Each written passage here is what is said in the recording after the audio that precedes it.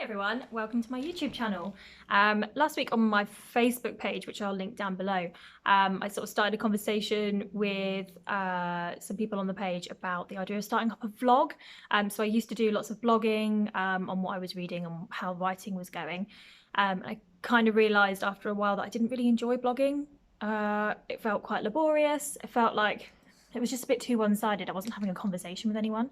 So I kind of stopped doing it and I kept losing the passion for it, really. So I had the idea of doing a vlog. Off the back of that video on my Facebook page, a few people messaged me saying, why are you doing a vlog on Facebook and not starting a YouTube channel? They're totally right. So yeah, here I am, starting a YouTube channel. My name is Hannah. I'm a writer from, or an author, I should say, from South England. I predominantly write thrillers and horrors. She says I've only ever published one book, but yeah, the book I have published is a thriller. It is called Number 47. It was designed as a bit of a holiday read. It's got a couple of twists and turns in there. It's a little bit weird. I like a bit of weird. It's quite dark. But yeah, if you want something that's probably not so much a holiday read now because the weather's a bit rubbish, but if you want something where you can snuggle under a blanket with a good hot chocolate by a fire, definitely recommend Number 47. And I'd love to hear, if you do read it, let me know what you think. Anyway, back to the purpose of this video. So I said last week that my first video on Facebook, would be about my favourite books. So I've picked out my 5 favourites. They're not really in any particular order. I'm not really into the big countdown thing. So yeah, let's jump into it. So the first book I've got with me, they are next to me, is Nutshell by Ian McEwan. This is a bit of a weird one. I'm quite aware it's a bit of a weird one. And I don't really know how well it did in terms of, you know, bestsellers and things. I kind of fell in love with this book because it's so bizarre. So it's a crime murder mystery kind of style book, which sounds fairly normal, all told from the perspective of an unborn baby, which is just bizarre, and I was there for it. I'm so there for it. Anything that's slightly weird is so up my street. I love McEwan's style of writing. I quite enjoyed that this one was quite short because a lot of his stuff is very long. It was a really good holiday read, actually. You just kind of swallowed it in a day. I definitely recommend, if you do like a bit of crime but you're looking for something a bit different, like a very different perspective, definitely give McEwan a go. The second book I've got with me is one of my all-time favourites. I recommend this book to quite literally anyone that will listen to me ramble on about what I'm reading. This is Secret History by Donna Tartt. I can't get enough of this book. I've read it twice. I think it's quite big. Haven't got time to read it more than twice, really. But one of the things I love most about this book is how awful the characters are.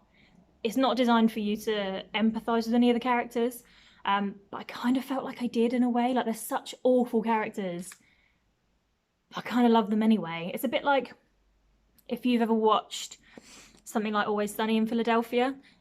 Slightly less swearing though, but if you have watched that, then you know that the characters are designed for you to not like them. They're meant to be like the worst aspects of human nature, and that's kind of the vibe I get from this. Like, you're not supposed to like them, you're not supposed to empathize with them, but somehow I still do, and I love this book. Definitely recommend it. It is actually, writing style wise, it's a little bit Ian McEwan, in that it feels a little bit older than its time. It feels quite grand and quite, I think it's one of those that Donna Tartt wrote it and it was like an immediate classic. It's great. Definitely recommend it. Third book is Slate House by David Mitchell. I've only actually ever read one thing by David Mitchell, which is really terrible. I can't really call myself a fan of his because he's written so much good stuff, and I've only ever read his smallest. Most of his things are very beefy. But Slade House, I think I stumbled across this in a charity shop, and from a very vain perspective, I really liked the cover, so I bought it. Essentially, it is a haunted mansion tale. It's a horror story, but with a twist. There's a real twist in there, and actually it's one of these where the twist kind of happens multiple times, but somehow you're still surprised by it. Sometimes he changes it just enough for it to still shock you. and I love it. And there's this thread that runs through the whole thing, and it's really thematic and eerie, but it's still kind of fun. It doesn't take itself too seriously. Definitely recommend this if you're a horror fan. I mean, it's not gory or anything, but it's just eerie enough to be like weird. Definitely recommend this one. Let me know what you think of this, because I've recommended this a lot and no one ever takes it. It's really good. The next book in my list is Neverwhere by Neil Gaiman. For anyone that knows me in person, they will know that I am obsessed with Neil Gaiman. There are quite a few of us fans of his out there, I've heard. And Neverwhere is absolutely one of my favourite books by him. It's not the first one of his I ever read. I think the first one I actually read would have been Good Omens, which I also love, but Neverwhere just got me. His world building is just incredible, and this particular edition is illustrated by Chris Riddle, who is so talented. It's such a beautiful book.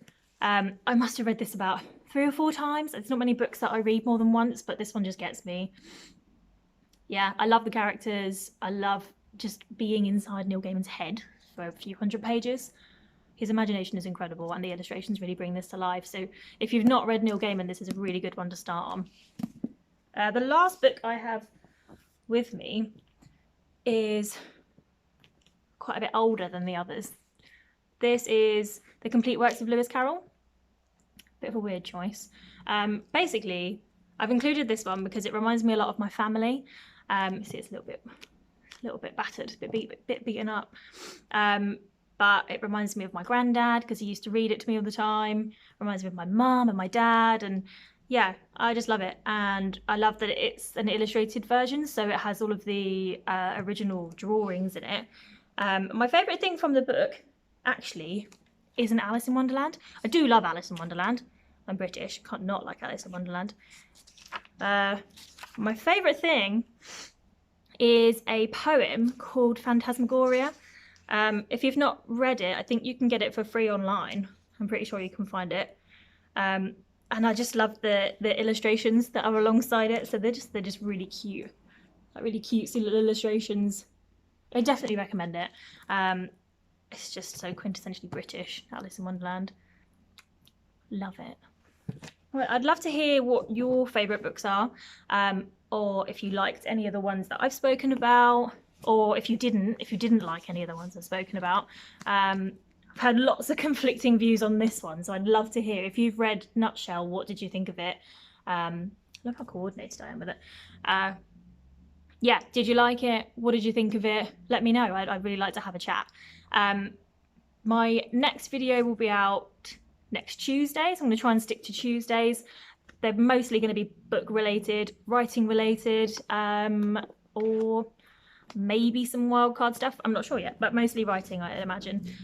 Yeah, so thanks for watching. Please subscribe if you'd like to see more. Speak to you later.